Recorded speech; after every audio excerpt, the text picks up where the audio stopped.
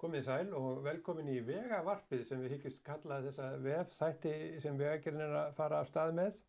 Við erum hér komin í annan þáttinn, síðast fjölluðum bundin slitlög, malbik og klæðingu, en nú ætlum við að fjalla nokkuð allt annað. Við ætlum að fjalla borgarlínuna. Það er fyrirbæri sem mjög margir eða flestir hafa einhverja skoðun á, en ekki víst að allir hafi svo mikla þekkingu á því hvað þetta fyrirbæri er. Þetta fyrirbæri framtíðarinnar sem er samt sem áður ekki svo langt í burtu. Og við ætlum að gera tilraun hérna í þessum þætti til þess að varpa ljósi á hvað borgarlínan er, ásamt því að ræða kannski líka flókin fyrirbæri eins og samgöngusáttmála og betri samgöngur og hvernig þetta hangir allt saman.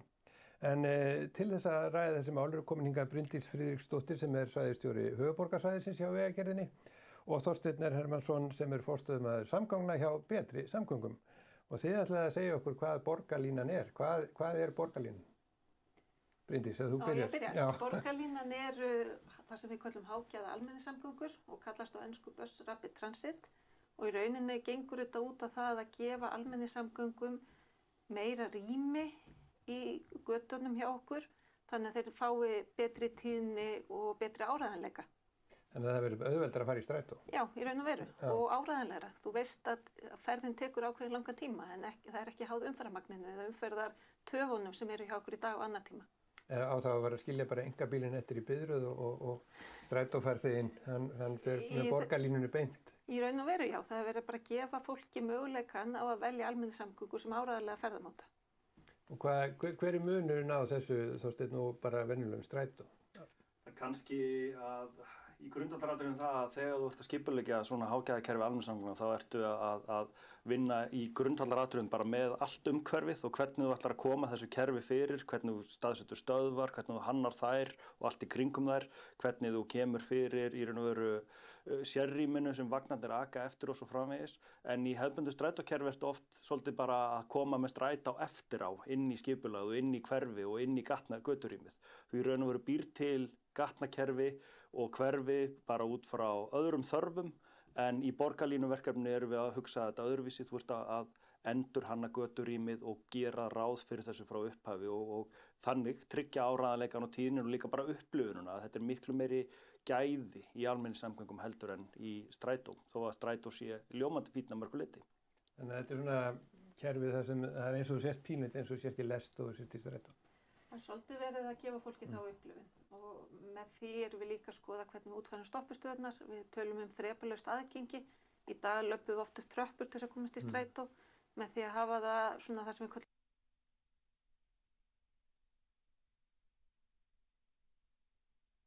Komið sæl og velkomin í vegavarpið sem við hyggjumst kalla þessa vefþætti sem Vegagerðin er að fara af stað með. Við erum hér komin í annan þáttinn, síðast fjölluðum bundin slitlög, malbik og klæðingu, en nú ætlum við að fjalla nokkuð allt annað. Við ætlum að fjalla borgarlínuna. Það er fyrirbæri sem mjög margir eða flestir hafa einhverja skoðun á, en ekki víst að allir hafi svo mikla þekkingu á því hvað þetta fyrirbæri er. Þetta fyrirbæri framtíðarinnar sem er samt sem áður ekki svo langt í burtu.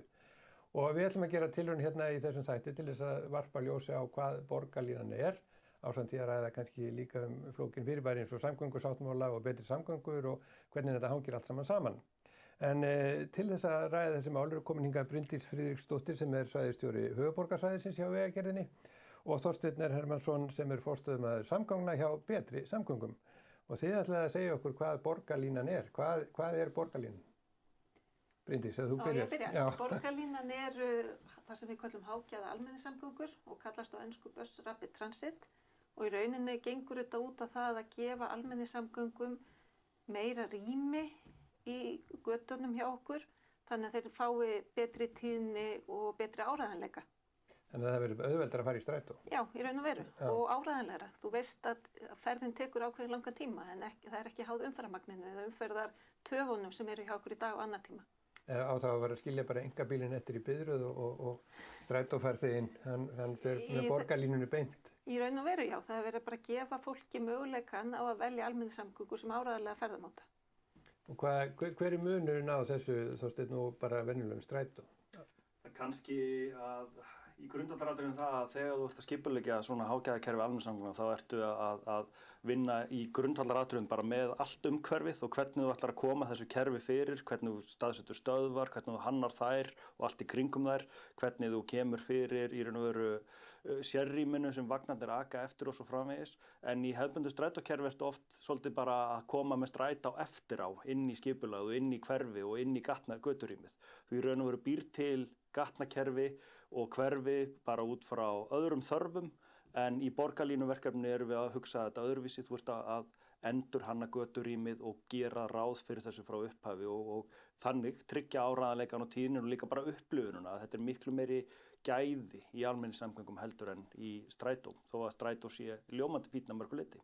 Þannig að þetta er svona kerfið þar sem það er eins og þú sést pínlegt eins og þú sést í lest og þú sést í strætó.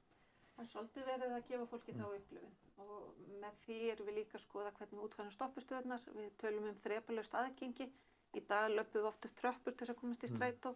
Með því að hafa það svona það sem við köllum á leveli að þá hafa allir möguleika á að nýta sér þetta, hvort sem voru með barnavagn eða hjólastól.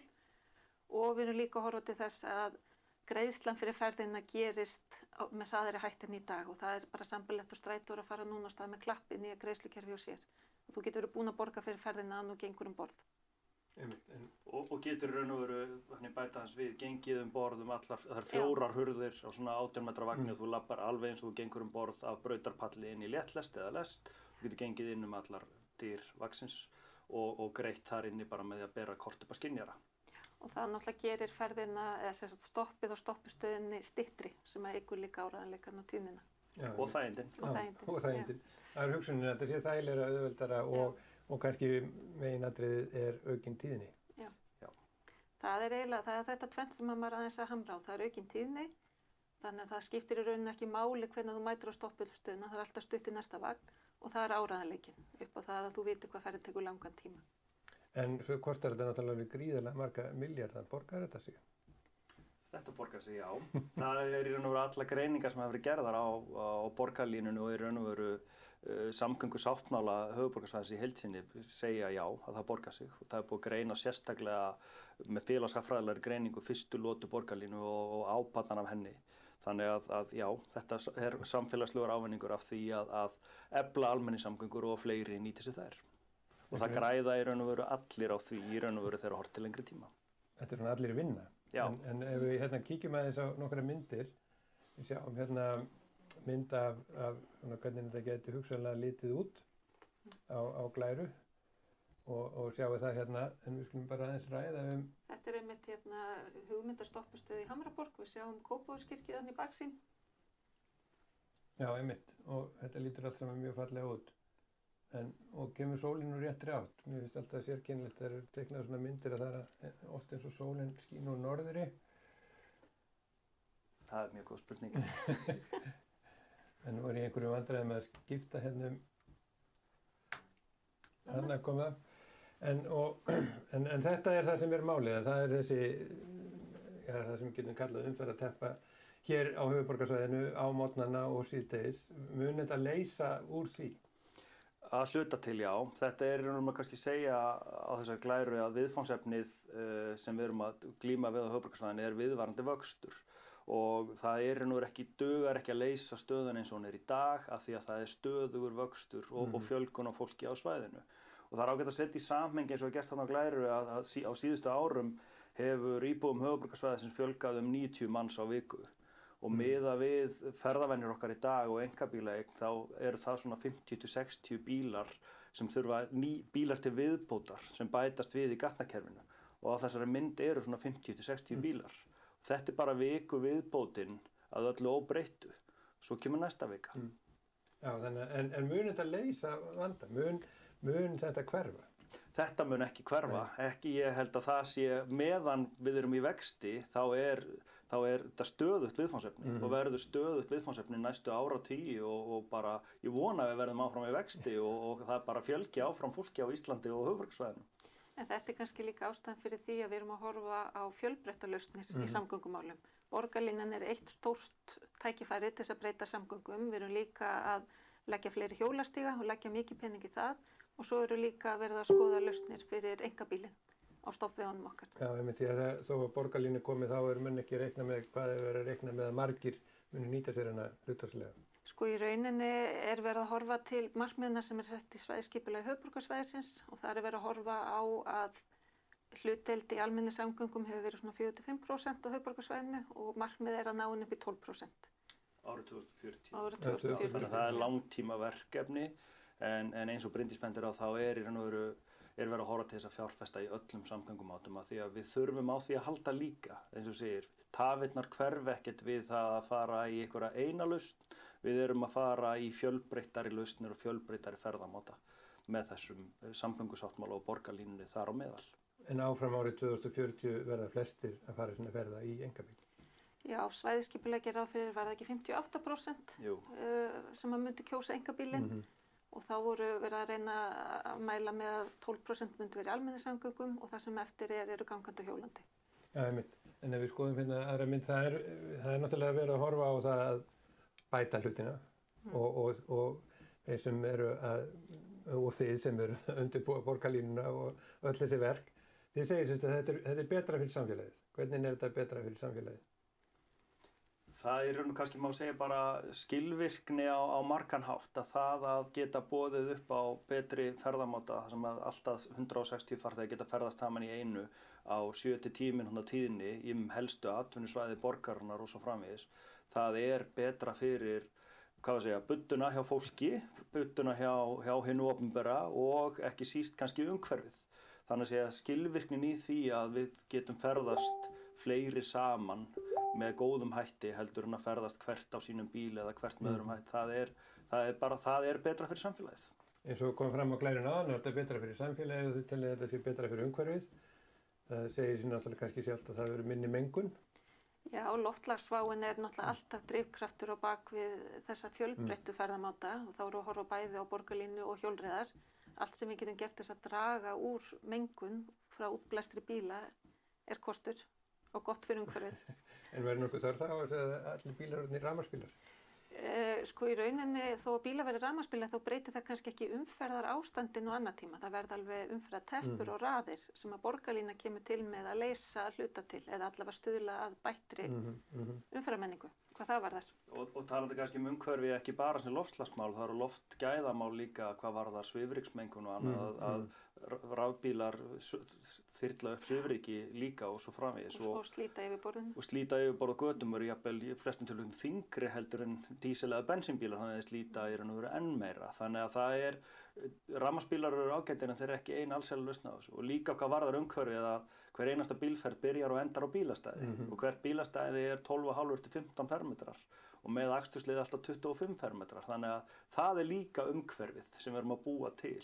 Að ef við getum dregið úr vexti bílaumferðar með öðrum ferðamátum þá ertu að bæta umhverfisgæði fólks. Það er ekki allt út í bílastæðum, það þarf færri bílastæði til þess að þjóna meiri mannfjölda.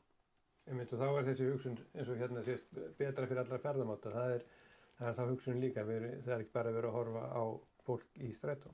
Nei, í rauninni er hlutur af þessari endurhönnun og borgarrýminu sem við erum að gera núna með borgarlínu er að gera góða hjólastíga meðfram henni og göngustíga sem að tengja hverfin við stoppustöðarnar.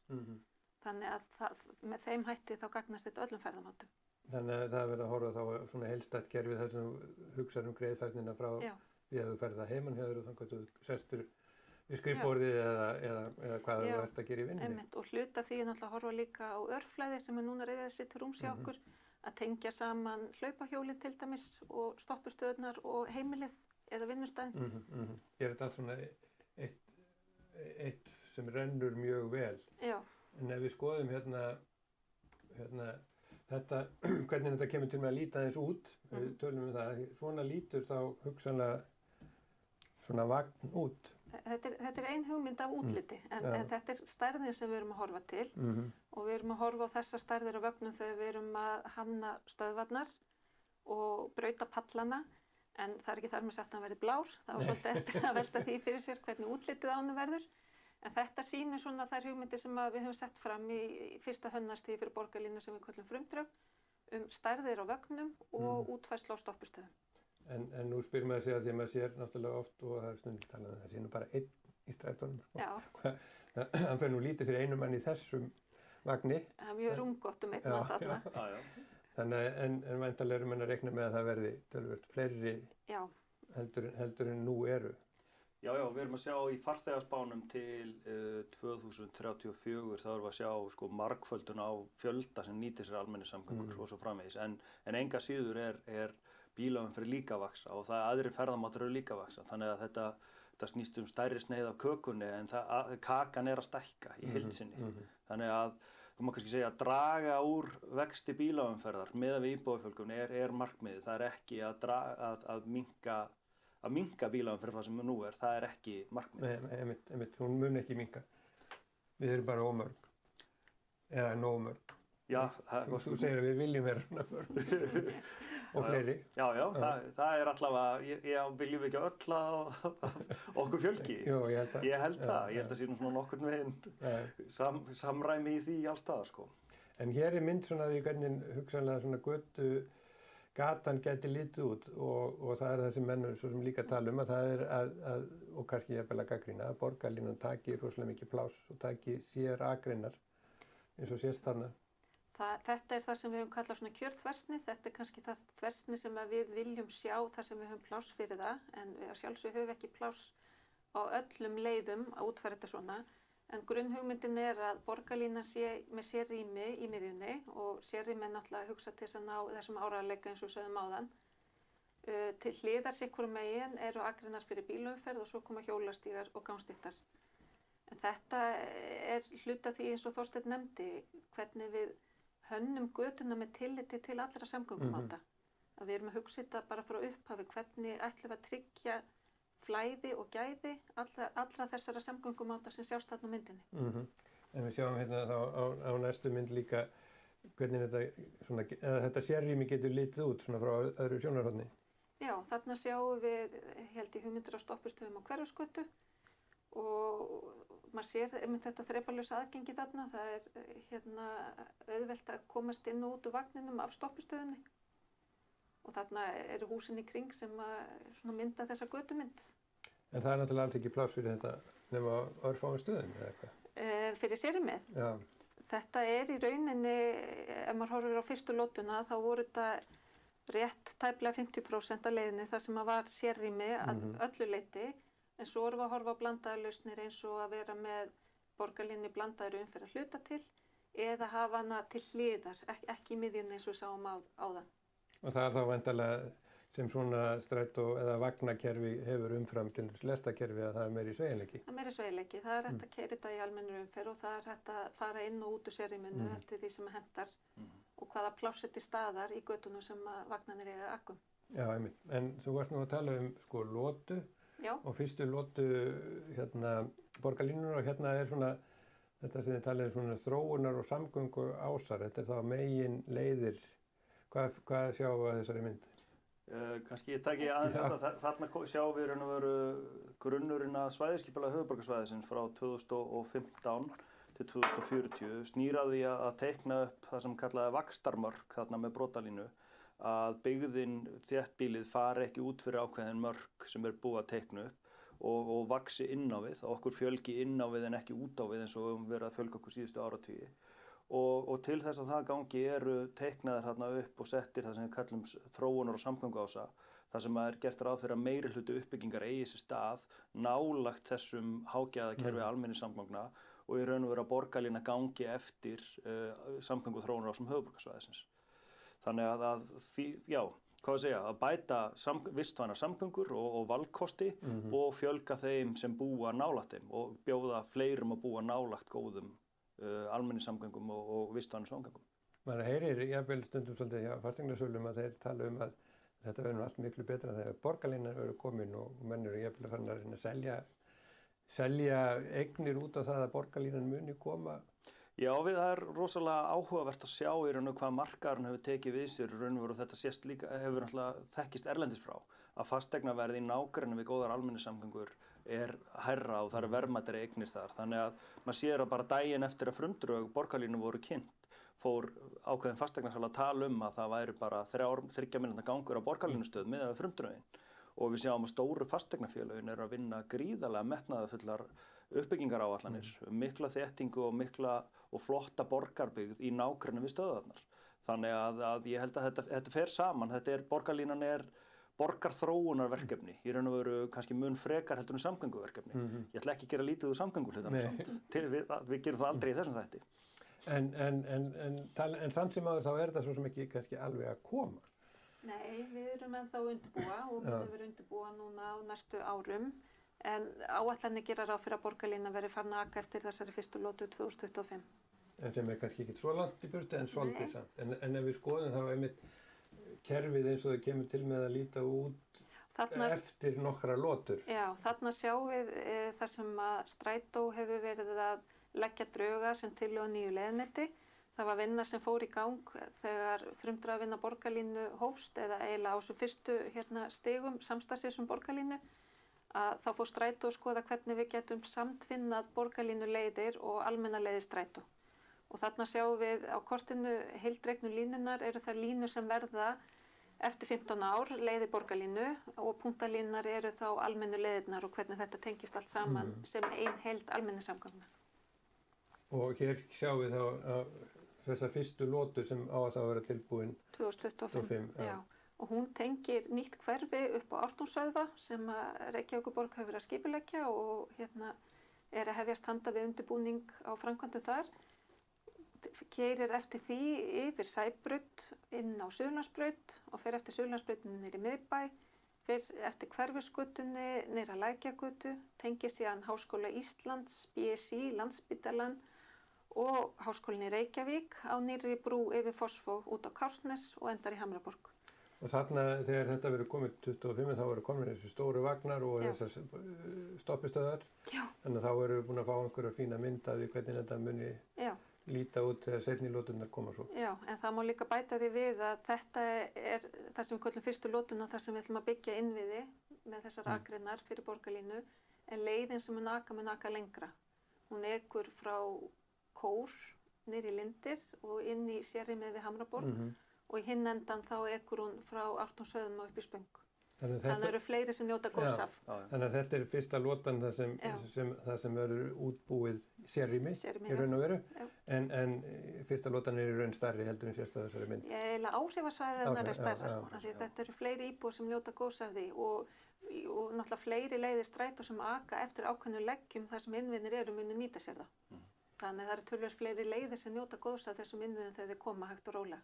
Þá má kannski segja líka fyrstu lotuna að þarna er verið að fara í kjarnan, byrja á kjarnanum og því þar sem að tafir eru mestar á umferð almenningssamgangna og byrja í raun og veru á, sömuleyti því erfiðasta umhverfinu að byrja að byggja þar upp góðar almenningssamgöngur og góða innviði fyrir almenningssamgöngur og halda svo áfram út af við. Og þannig náttúrulega rísa vinnustæðir eins og Landspítalinn og háskólarnir báðir sem munu þá njóta fyrstu lotu. Já, og í rauninni 2 stórar skiptistöðvar í dag sem er annars vegar Hamraborg og Ártún.